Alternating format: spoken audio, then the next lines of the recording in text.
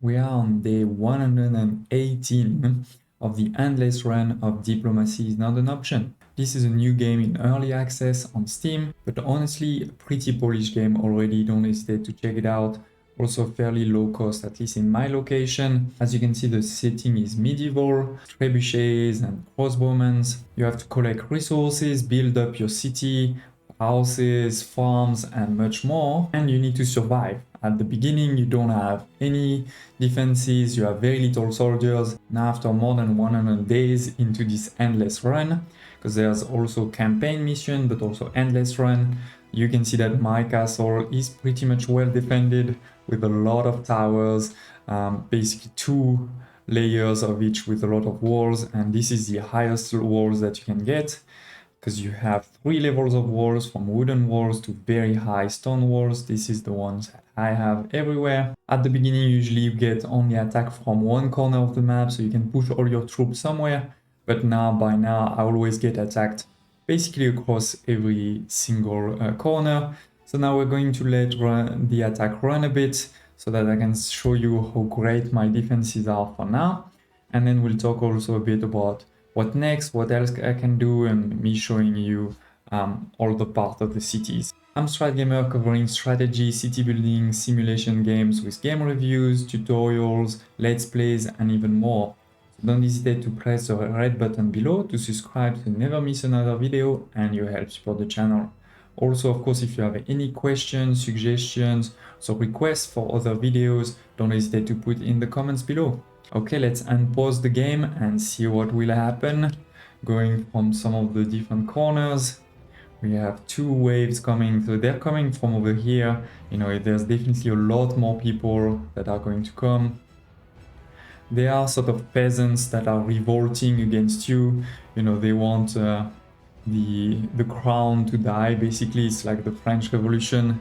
But you can see that all of my trebuchets and mangonels are doing a lot of damage. They will probably arrive at some point near my walls, but there's so many walls they'll never go through.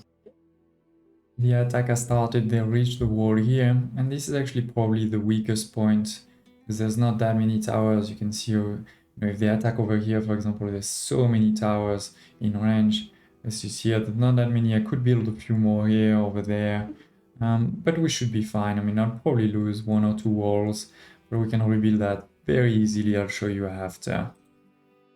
That side seems okay. They started to reach the wall, not there. And here also just to reach a few walls. There's also a bit of a choke point here, right? So that does help. Don't hesitate to use that. I mean, that's also why I'm using here natural defenses with mountains. That just helps with your defense, shock points type of things. All good on that side.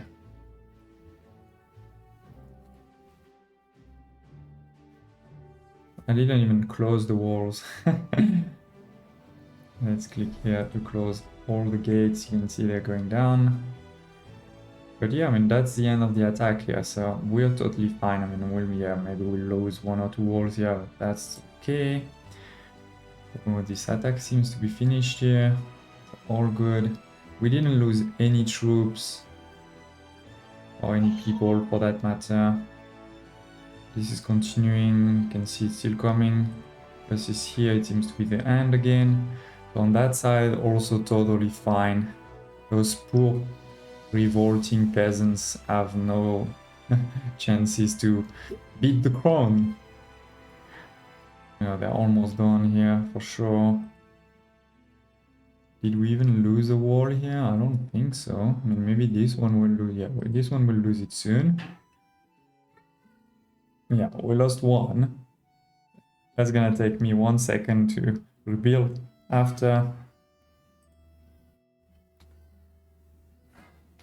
And you can see all of these people here in blue.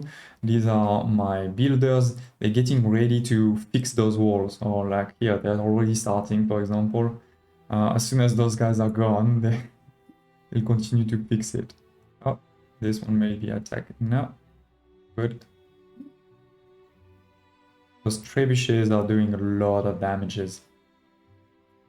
but they do have a minimum range, meaning they are not able to attack if soldiers are here, which is why I'm putting them in the back. And then I have these ones who don't really have that much of a range problem to attack over here. Okay, what's happening here? Oh, still a few. Okay, done. And this one also. Yeah, he's hiding in the... There's a bit of a range problem here. Let's send these guys. Oh, what's happening? These guys are very strong infantry. They have a lot of health. But yeah, we're pretty much done. As you can see, it was not a problem at all to survive. And I have more than 5 days until the next attack, because we are close to 120, day 120, and the next one is on 126. So definitely now I have a lot of time to, fix all of these walls. They will do that in less than 1 day. Oh, I forgot to reopen. Okay, that's why they weren't moving. So I reopened the gate. Here I could rebuild a bit. As I said, I could build a few more towers over there, but could also do a second layer, like finishing over here, but honestly not necessary. The great thing though is that I still have plenty of space inside my base, right? Like well protected. So that means I can still increase my population by a lot. I can also increase my food production with those farms by a lot. Right now I'm producing way more than what I'm using, which also enables me to continuously sell things, sell food to buy, either wood, stone, iron, or even money, whatever I need. So for example, from time to time, I do buy a few stone because stone is needed to rebuild some of these. You can see all of these have been completely fixed. This one will be soon. Oh, actually, we did lost a few people here. I think that's just builders that probably got killed in the crossfires, but that's totally fine. We'll put them in the graveyard, which is still pretty much empty even after 120 days. So yeah, really a great game. Here it is my population, where you go from house level 1 to a house level 3. These ones, they take a lot of more people. You can also have those city fountains that increase the population. You also have tavern to decrease the consumption of food. So all of these I've built. Then this is your food production. At the beginning, you start with a lot of berry pickers or things like this. Then you have fisherman's hut for the fish on sea. For example, here you could see a fish, I think. Where else? And pretty much, yeah, here you see a lot of fishes. The most important is the farm, which you unlock with your town hall level 2, and then you can even get to farm level 2 because they have unlimited food production. That's what you want, versus berries and fish are limited. So all those farms you can see here, really great. Start with the main building, and then you need to put 5 of those fields connected, for example, like this. That is super strong. It requires a lot of those granaries that are completely full. As I said, I'm producing way more than what I need, so I'm all good there. This is to get resources, very important at the beginning of the game, from your wood to your stone and your iron. But I have actually kind of used all of resources except for some of the wood. There's still some trees, and you can also use this to replant trees. So I could also use some of this space here, for example, to replant and do this. But yeah, for the stone, all of this, for example, used to be a stone deposit that's now empty. Let me just rebuild here what I think was it. And maybe we're gonna do a 3rd layer, even that it was a bit the weak point.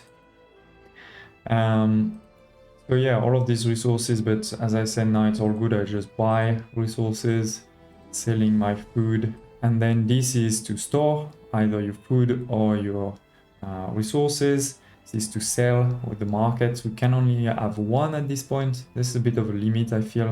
And then the workshop, that's an interesting element. it does increase the efficiency of your production building by 20%. So I have a few of them covering my farms over here, over there. This is this building here, for example. Then here is builder's house, so they will build things or repair your walls. This is your grave diggers here, which will take people that died and bring them to the graveyard. It's your graveyard or cemetery. You can have, of course, several hospitals, university. I used to have one university because it unlocks some researches, but now that I've done it, I don't even need it anymore. Then this is your soldiers from the barracks, which you can see here. Now I've unlocked the maximum level, so I can do from very low, cheap swordmen to those hammer guys or even horsemen. I also have a lot of crossbowmen. All of these guys you can see here are crossbowmen. They're really strong. I have also the engineer guild, which is this building here, to produce from catapults to trebuchets. And as I said, I'm putting catapults there and then trebuchet in the back. And then lastly, it is the obelix, which is this building here, which enables you to do those elements here. I could upgrade it, it's just for fun. And then lastly, you saw before all of the towers, gates, those massive towers. These are the one that I'm using, which can either have 1 trebuchet, 4 catapults, or 25 soldiers. Oh, I'm missing a few here actually. How many? 3. So let's make sure to build that. But anyway, that was all of the buildings you can see in the early access game. You can see that these defenses, the last attack was really easy.